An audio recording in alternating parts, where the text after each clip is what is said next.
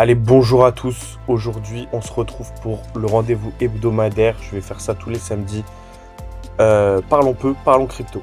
Voilà, donc analyse des cryptos, analyse de la tendance de fond des cryptos. Et n'hésitez pas à me dire en commentaire quelle crypto vous voulez que j'analyse prochainement. Pour l'instant, on va faire simple. Bitcoin, Ethereum, Solana et j'ai reçu une demande pour le BGB. Voilà, donc je vais analyser ça d'un point de vue totalement neutre, on va dire, d'un point de vue chartiste, etc. Qu'est-ce qui se passe, qu'est-ce qui pourrait se passer, quels sont les vides à combler, etc. Il y a pas mal de choses à dire, donc c'est parti. Alors on va commencer par Solana par exemple. Donc c'est des graphiques où je n'ai pas du tout de date, enfin par exemple Solana, je n'ai pas du tout de data, j'ai pas mis de support de résistance, donc on va peut-être pouvoir le faire maintenant. Et puis voilà, c'est parti. On va regarder ce qui se passe sur Solana. Alors, en tendance de fond, on est très haussier en fait sur Solana. On peut tracer des ranges en fait un peu comme ça. On était dans un range en fait, très clairement identifiable. Et en fait, on a cassé ce range là pour atteindre des plus hauts le 5 novembre. Donc la veille pendant les élections de Trump, les élections américaines. En fait, on était sur un range qui était assez identifiable. Voilà.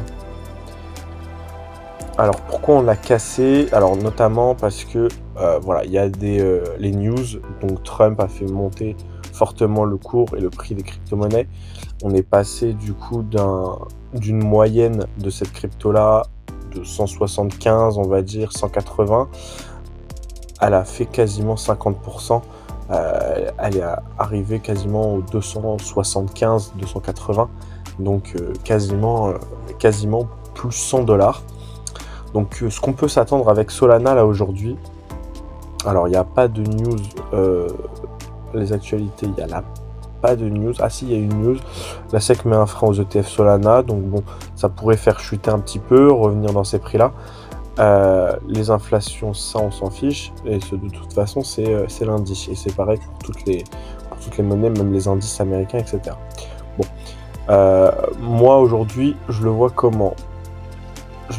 Alors sur le court terme, sur le 1 heure, sur le 30 minutes, sur le 15 minutes, on est quand même dans un range voilà, qui oscille tranquillement. On peut s'attendre à aller revenir chercher des plus bas historiques, tels que, par exemple, combler des FVG, combler des Fair Value Gap, notamment ici on en a un énorme, qu'on va pouvoir matérialiser tout de suite. Hop, hop, hop, et voilà, un FVG ici. Bon, un FVG... Pour ceux qui ne savent pas, par exemple, regardez, il y a la démonstration parfaite d'un FVG comblé. Ici, c'est un FVG. Pourquoi? Parce qu'en fait, si vous voulez, c'est la succession de 3 bougies. Donc, ces 3 bougies-là, je vous explique ce qu'est un FVG, mais bon, normalement, vous savez, les 3 bougies, voilà. Donc là, j'en ai englobé 4, mais vous avez l'idée. En gros, c'est la succession de 3 bougies qui ne se touchent pas. C'est-à-dire que cette mèche-là ne comble pas cette mèche, il n'y a pas de précédent. Donc là, il y a un écart de prix, en fait. Et en fait, c'est clairement une impulsion, une manipulation de ce marché-là. Donc on peut en trouver plein hein, des FVG. Alors, il y en a d'autres, hein. Par exemple, là, on a un là. Parce que cette bougie-là, cette mèche ne comble pas. Donc en fait... Si vous voulez, hop, hop, il y a un écart, et cet écart, par exemple, regardez là, hop, il a été comblé. On allait rechercher la liquidité, et paf, après on allait remonter. Voilà, c'est ça un FVG. Un FVG, ça sert à avoir des écarts de prix, et qu'on revienne retester en fait cet écart de prix pour repartir à la hausse. Donc voilà, il y a des FVG, donc ce FVG là a été comblé, regardez, ici a été comblé, puis après on est reparti à la hausse. Également celui-ci a été comblé par cette hausse, et après du coup on est baissé parce que c'est un FVG baissier. Voilà. Donc ce à quoi on peut s'attendre Peut-être aller combler du coup un FVG beaucoup plus bas. Ici notamment, peut-être ici aussi. Il y en a deux en fait. Hein. On pourrait même, on va dire, l'agrandir. Ça serait une belle box en fait à aller combler parce que celui-là a déjà été comblé. Regardez les mèches qui mèchent bien vers le bas. Donc pourquoi pas revenir dans cette zone-là pour repartir à la hausse. Après, on est quand même sur une tendance de fond haussière, donc on n'exclut pas évidemment la possibilité de passer à l'achat, de rester acheteur en fait sur cette zone-là. Mais en niveau target de prix, j'aimerais bien quand même revenir dans les plus bas. Target de prix, j'aimerais bien retaper les 230, 233. Par exemple, ici, on a un petit. Et en fait, on pourrait même faire de la support résistance classique, on va dire. Ici, regardez par exemple quelque chose comme ça. Voilà, là on est en train de construire un range. Donc j'aimerais bien peut-être pourquoi pas revenir ici pour repartir à la hausse. Ou même, comme je l'ai dit, beaucoup plus bas du coup avec les FVG à combler. Voilà ce qui est pour Solana. C'est mon analyse de fond. Après, voilà, à vous de voir. On va passer tout de suite à... Allez, on va faire BGB, on va les remonter. Alors BGB, donc je me suis pas intéressé au projet, on me l'a juste suggéré de parler de ce projet-là. Alors que les autres projets, donc Solana, Ethereum, Bitcoin, bon, c'est des projets que je connais, où je connais la tendance, enfin où je connais le fond, etc., la scalabilité de Solana, etc. Il y a quand même des choses à dire dessus. Mais bon, je suis pas là pour faire quelque chose d'historique, on va dire, sur Solana, sur Ethereum, sur BTC, Proof of Work, Proof of Stake, etc. Bon, BGB, je ne connais pas. On va analyser ça tout de suite. C'est parti. Alors en daily, donc c'est une très jeune monnaie, j'ai l'impression, ouais, qui a été lancée en 2022, donc assez jeune et qui n'a pas pété en fait, qui n'a pas du tout pété. C'est assez assez étonnant. Qui n'a pas pété même pendant le bear market, etc. C'est quand même assez curieux. Alors attendez, hop, on va réutiliser ça tranquillement. Alors, on va essayer de remonter un peu historiquement. Ouais, en fait, qui a pété au démarrage, qui est monté jusqu'aux 20 centimes, qui après a beaucoup baissé. Ouais, non, en fait, qui s'est maintenu, on va dire, sur les 20 centimes, qui a pété jusqu'aux 40, qui s'est maintenu jusqu'aux 40, qui a pété jusqu'au 1 euro, qui s'est maintenu jusqu'au 1,40 €, on va dire. Et après, ça s'est maintenu, on va dire, jusqu'au 1 euro. La grosse baisse, grosse baisse, donc grosse manipulation de marché, hein, on passe de 1,20 à 50 centimes, donc grosse manipulation de marché, et là... grosse surprise, bah forcément, élection américaine, qui dit élection américaine dit augmentation, donc on a une augmentation de combien à peu près, c'était à peu près le 6 novembre, hop, 145%, donc c'est énorme. Effectivement, on passe d'un prix qui est de 1,11 à 2,74 €, donc c'est énorme. Et maintenant, on va voir ce qui peut se passer. Donc, j'ai remarqué déjà qu'il y avait pas mal de FVG du coup à combler. Maintenant que vous savez ce que c'est, ça va être assez simple de les identifier. Après, la crypto, c'est encore différent parce que c'est pas du tout la même chose, parce que c'est un marché qui reste 24 heures sur 24, 7 jours sur 7 actif, où peut y avoir des acteurs comme des particuliers qui font bouger le marché facilement. Ce qu'on appelle des whales, des grosses baleines en fait, qui arrivent à manipuler ce marché-là. Bon, là en fait c'est c'est un FVG qui a été comblé directement. Regardez la mèche, comme je vous ai expliqué, la mèche en fait comble cette hausse. Donc en fait celui-là n'est pas un FVG. Après il y a quand même des retests de prix à aller chercher, notamment ici. Pourquoi? Parce que on range en fait dans ce prix-là. Et là, on monte d'un coup. En fait, il n'y a pas lieu de monter d'un coup entre le 6 et le 7 décembre, à moins d'une manipulation, mais il n'y a pas, voilà, y a pas grand-chose, quoi. Top 5 des cryptos qui ont battu leur attache ces derniers jours, ok, on est d'accord. Et les altcoins les plus performants du marché crypto, ok, on est d'accord. Mais après avoir dit ça, il n'y a pas grand-chose derrière. Bon. On peut s'attendre à retester et perdre une cinquantaine de centimes. Perdre 17%, une vingtaine de pourcents, c'est pas très grave. On peut s'attendre à aller rechercher ce range-là pour repartir de plus belle, il n'y a pas de problème. Même encore plus bas, ça serait ici, peut-être ici, mais voilà, il y a quand même pas mal de choses à aller chercher avant de repéter, je pense. En 1 heure, oui, en 1 heure, c'est très haussier. Ouais, je pense que le mieux, ça serait d'aller rechercher ce range-là, donc dans les 2,28 €, 2,42 €. Entre ce range-là, je pense que c'est une bonne phase d'accumulation. Par exemple, si on tire par exemple un volume de gamme fixe du début de l'impulsion, alors supposons que notre impulsion se fasse, bon, j'ai envie de la prendre là parce que c'est la veille des élections, le prix se concentre en fait ici, puis se concentre en fait ici, et après il y a quand même une concentration ici, 1,68.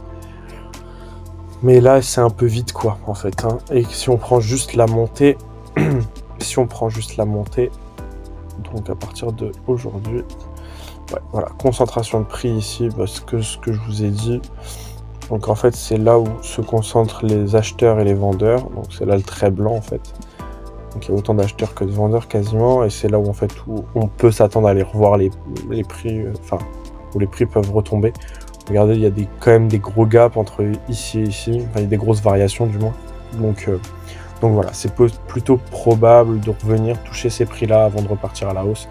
Après, comme d'habitude, c'est de la crypto. La crypto n'exclut pas des particuliers qui font n'importe quoi et qui peuvent bourriner un marché et le faire augmenter sans même retomber vers le bas. Mais bon, voilà, ça serait ça la tendance de fond pour BGB. On va passer Ethereum. On va passer même Bitcoin d'abord, parce que Ethereum, ça sera un peu plus simple à faire. BTC, en fait, ce qui est intéressant avec BTC, c'est que dès qu'on a atteint les 100 000, il y a beaucoup d'ordres de short qui se sont déclenchés. Voilà, et ça n'a pas loupé. Regardez, on a dépassé les 100 000. Ici, c'est les 100 000. Beaucoup d'ordres de short se sont déplacés, se sont déclenchés. Du coup, il y avait une grosse forte tendance baissière qu'on a tout de suite ravalé le lendemain. Bon, c'était assez probable, assez sûr que ça allait faire ça, que la crypto, que la BTC allait chuter après avoir déclenché les 100 000 $. C'était à peu près sûr, hein, parce qu'il y avait, je crois, si je dis pas de bêtises, 100 milliards de dollars en short à partir du palier des 100K. Donc forcément, on allait rechuter. On les a réatteints aujourd'hui, non hier. On les a réatteints tranquillement hier, les 100K. Pareil, je pense que ça peut aller rechuter tranquillement. Il y a pas de... En fait, le Bitcoin n'est pas pressé, c'est un peu le papy des crypto-monnaies.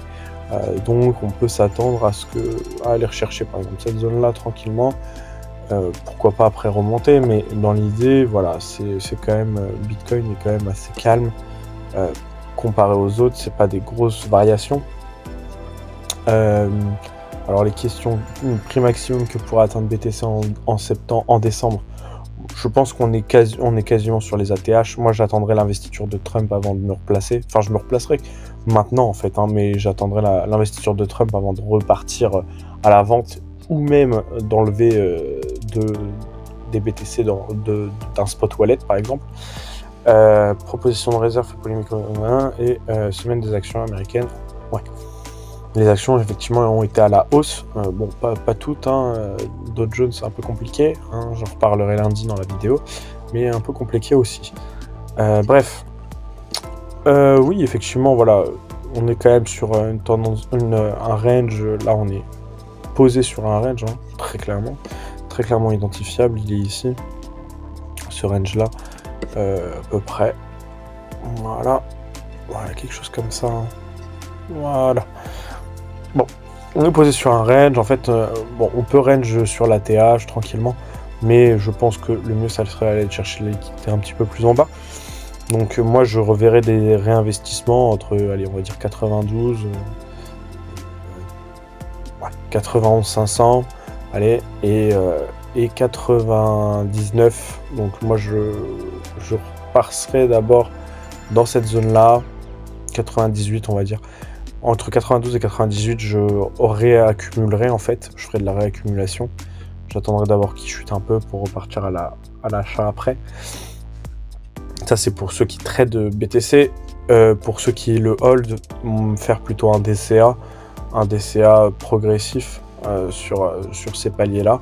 Puis après, pourquoi pas revendre une partie aux ATH précédents et pourquoi pas 115, 120, pourquoi pas revendre une partie pour réaccumuler un petit peu plus bas, etc. etc. Donc voilà. Ça serait ma tendance de fond pour Bitcoin. Je reste toujours très haussier sur cet actif, évidemment. Il y a pas mal de choses à dire dessus. J'aime beaucoup cet actif, mais voilà, c'est un peu, comme j'ai dit, c'est un peu le papy des cryptos, donc c'est un peu compliqué à évaluer. Voilà, c'est un peu compliqué parce qu'il y a beaucoup de manipulations. Regardez, on a été posé bien tranquillement sur les box, et au final, le 6...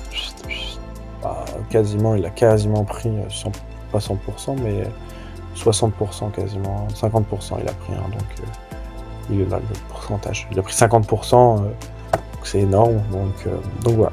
Je m'attends à ce qu'il revienne un petit peu se calmer tranquillement. Il y a des FVG ici, donc tranquillement, peut-être se calmer. Et enfin, on va finir par Ethereum, parce que sinon ça va être un peu trop long. J'ai que 20 minutes, je crois, de vidéo. Ethereum, pareil. Ethereum, il a atteint pas ses ATH précédents, mais il s'en rapproche. Les ATH précédents, c'était pas là, c'était encore un peu plus haut. Voilà, c'était un peu plus haut. Hop, on va le regarder en week. Ils étaient là, les ATH précédents, 4008, quasiment 5K. Bon, on peut s'attendre à ce qu'il retombe un petit peu aussi. Hein.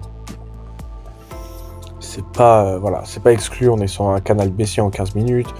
On est sur un canal aussi en 1 heure, mais il y a quand même, regardez, FVG à combler, donc bon, on peut s'attendre à ce qu'il descende un peu, qu'on se réappuie, pareil, quelque chose un peu, tendance de fond un peu baissière, puis haussière, même pourquoi pas très baissière pour aller combler des vides en bas, hein. Tout ça c'est des FVG à combler, donc bon, il y a...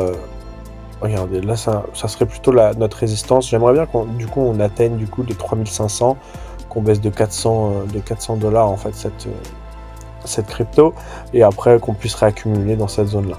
Voilà. Voilà pour les news, voilà pour les cryptos. J'espère que ça vous a plu. C'est le premier test que je fais. Une nouvelle vision de portefeuille futur, bon ça c'est important.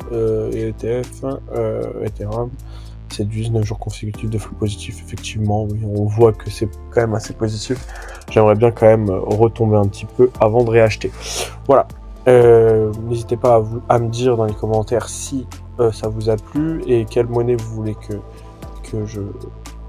enfin, quel graphique vous voulez que j'interprète et que je vous dise un peu les tendances de fond de marché. Ça sera avec plaisir. Et puis voilà.